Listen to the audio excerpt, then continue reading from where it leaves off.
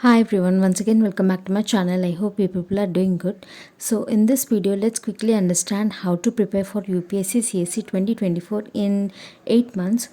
So we all know that UPSC is going to, prelims is going to be held on 26th of May.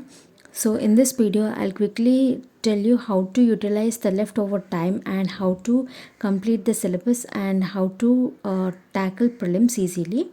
So the very first thing is, before you start preparing for the exam, first thing you are supposed to do is, in 10 to 14 days of time, you have to choose your optional subject. So this is because optional subject plays an important role in your mains, because that is the most scoring subject for every aspirant. So before you start your preparation, first choose your optional, and this optional should be permanent. Like you are not supposed to change your optional after 2 to 3 months of your preparation.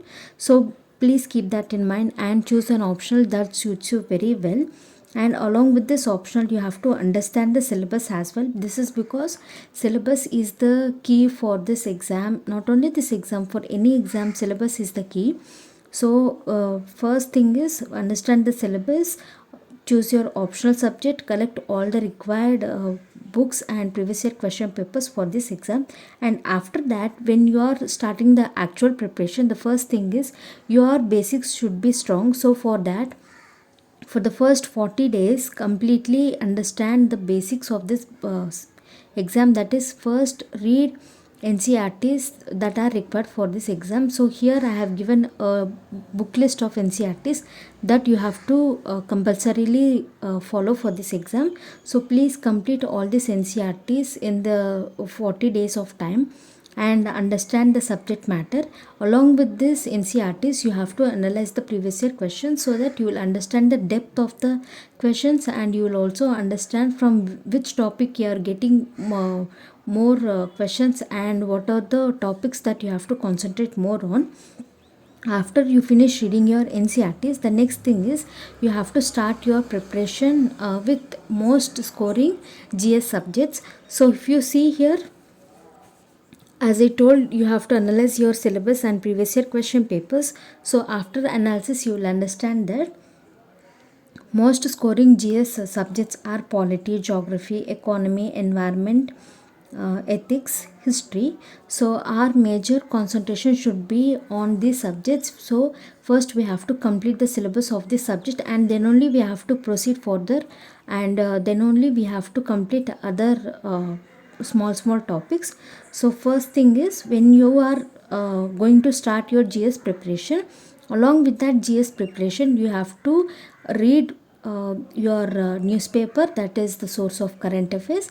And also you have to start preparing for your optional, that is in the given, in the leftover time. Let's say you have 4 months of time, and in that 4 months, try to complete at least 40 to 60% of your optional.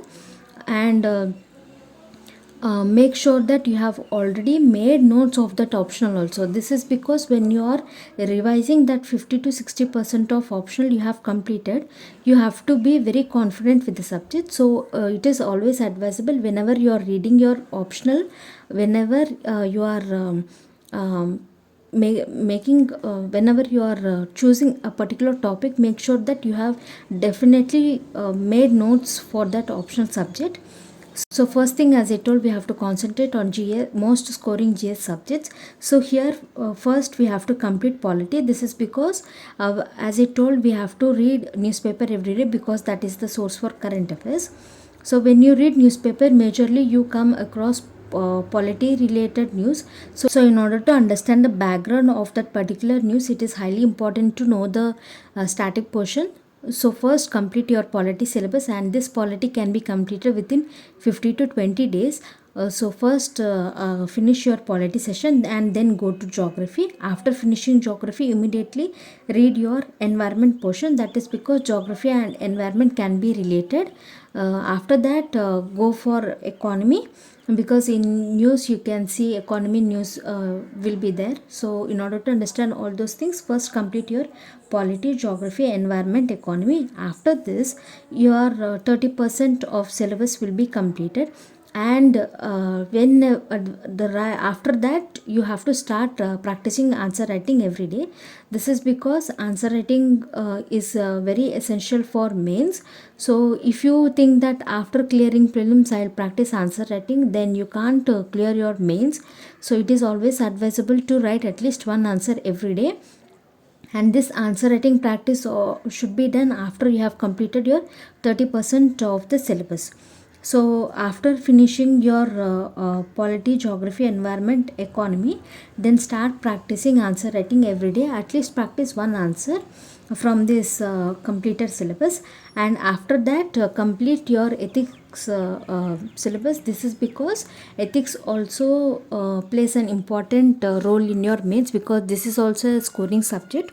So after finishing these 5 subjects, then go for important main specific subjects like world history, disaster management, international relations, governance. This is because uh, whenever you start answer writing practice, or whenever you finish your prelims, and after that when you start reading your main specific subjects, you will be left with a few days of time. That is, you don't have enough time to complete each and every main specific subjects. So it is highly important to complete at least 70% of your main syllabus before prelims.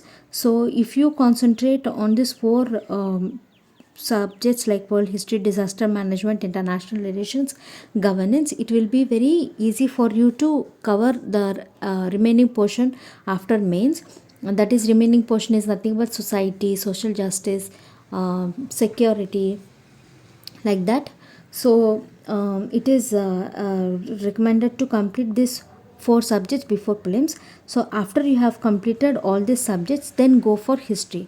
So with history there is one minus point, that is, if you start history first itself, what happens is the concept that you have learned from history can be forgotten after a few days, because you can't memorize the concept of history for a longer period of time. So it is advisable, before you start preparing for your prelims, that is before you start prelims exclusive preparation, it is advisable to read history, so that you can recall the concept every day. You can recall the concept while you are practicing mock test, so that you don't get extra burden. So history you have to start right before you are going to start your prelims preparation. After this, when you are coming near prelims, that is when you are going through prelims phase of 90 days. So in this prelims phase, first thing you have to do is, first you have to revise entire subjects that you have learned, and you have to make short notes for your prelims. This is because at the last moment it will be helpful, that is at last 10 days it will be helpful for you to recall the points that you have learned.